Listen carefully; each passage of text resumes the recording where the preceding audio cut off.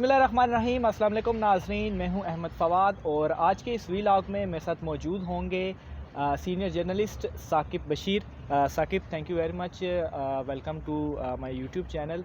नाज़रीन, आज के जो हमारे टॉपिक्स हैं, सबसे पहले तो आसिफ अली ज़रदारी के ख़िलाफ़ जो जाली अकाउंट स्कैंडल हैं, वो नैब कोर्ट में उसके मुकदमात चल रहे हैं, लेकिन उसकी बहुत सारी जो दरख्वास्तें हैं वो इस्लामाबाद हाई कोर्ट में भी दायर की गई हैं, सुप्रीम कोर्ट में भी इस हवाले से रुजू किया जा चुका है। और ये जो स्कैंडल है, इस स्कैंडल के जो मुकदमात चल रहे हैं, तकरीबन 1.5 साल से ज़ायद इस स्कैंडल को हो चुका है, लेकिन अभी तक इसका जो बाकायदा तौर पर ट्रायल है वो उस तरह से शुरू नहीं हो पाया।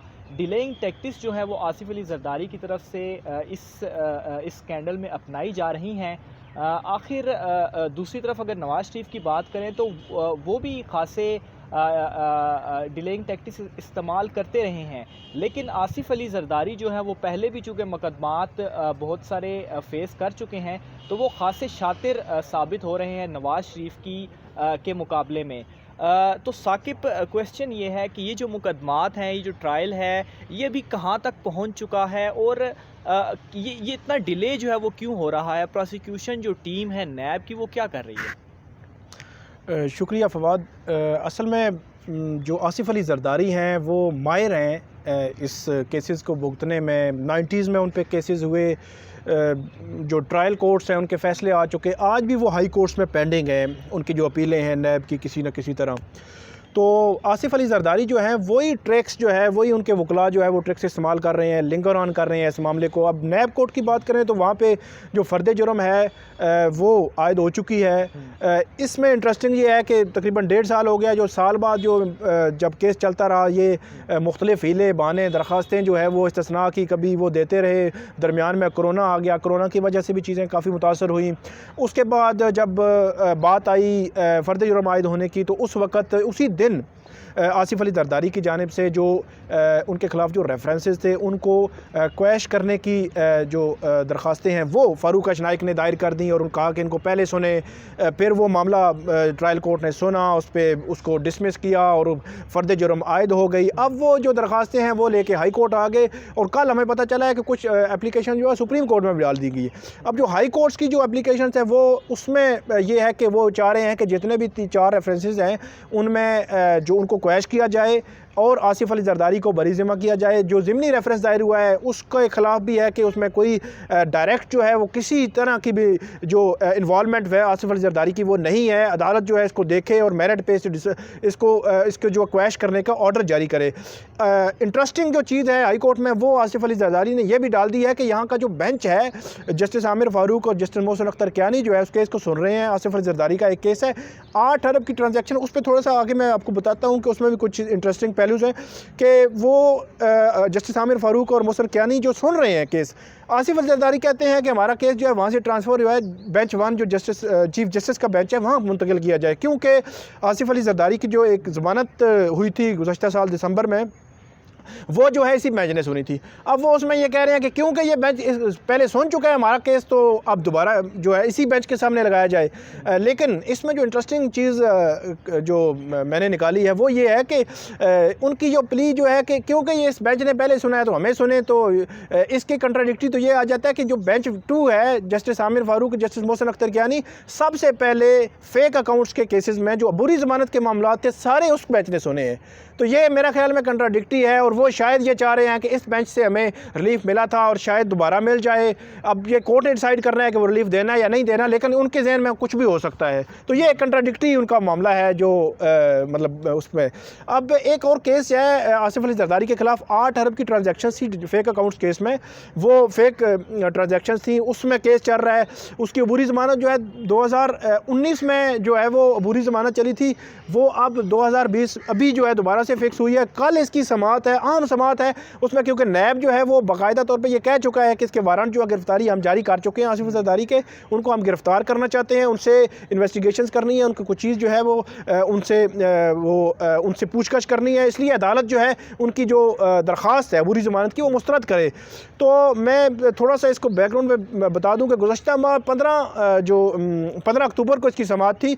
उससे कबल 12 अक्टूबर को ये खबर आई कि आसिफ अली ज़रदारी कराची के हॉस्पिटल में वो उनको एडमिट जो कर लिया गया है कि वो बीमार हैं, ये वो चीज़ें हैं। यकीनन वो बीमार होंगे, उसमें कोई दो राय नहीं है, लेकिन मैंने अपनी ऑब्जर्वेशन जो है वो उस वक्त भी दी थी कि 15 जो अक्टूबर को जो समाअत होने जा रही है उसमें नैब कुछ बड़ा कर सकती है, और वही हुआ। 15 को आसिफ अली जरदारी तो पेश नहीं हुए, लेकिन 15 को नैब ने आके हाई कोर्ट को कहा कि हमने अरेस्ट वारंट जारी कर दिए हैं, आसिफ अली जरदारी की गिरफ्तारी हमें चाहिए।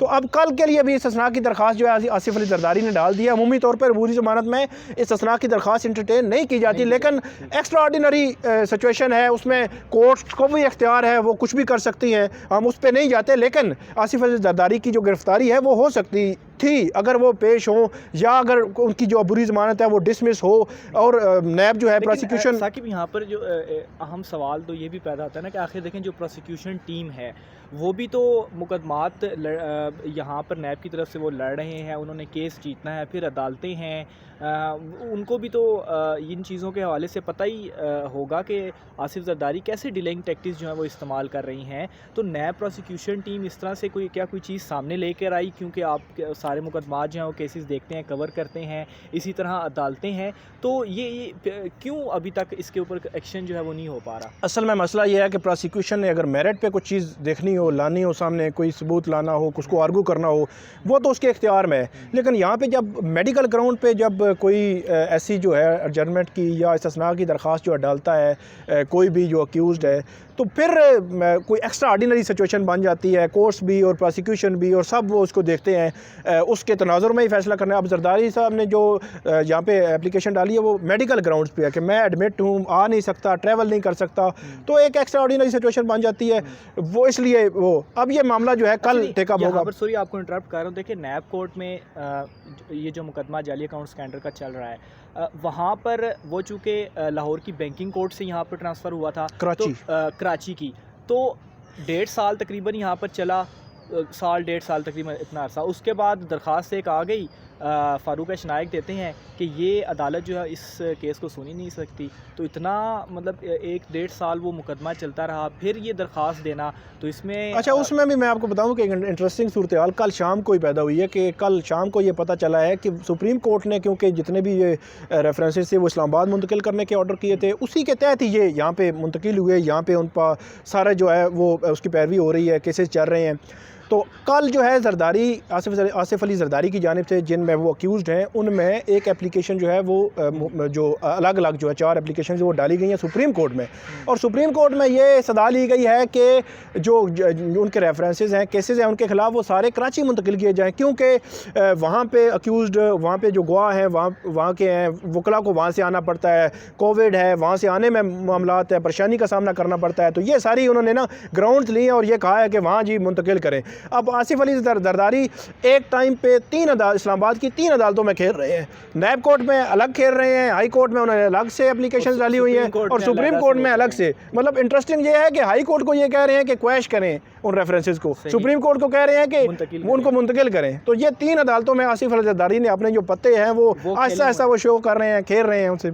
सही, बहुत शुक्रिया साकिब बशीर। आसिफ अली जरदारी जो है वो खासे शातिर है, और कैसे वो इस्लामाबाद की 3 अदालतों में जो है वो अपने मुकदमात यहाँ पर वो खेल रहे हैं इनके साथ। और कल जो है वो इस्लामाबाद हाई कोर्ट में भी उनका अहम केस है, उसकी समाअत होनी है, उसमें क्या होता है उस हवाले से डिटेल्स जो है वो आप तक पहुँचाएँगे। आज की इस वीडियो में इतना ही। नाज़रीन अपना ख्याल रखिएगा, मेरे इस यूट्यूब चैनल का भी ख्याल रखिएगा, सब्सक्राइब ज़रूर कीजिएगा। अल्लाह हाफ़िज़।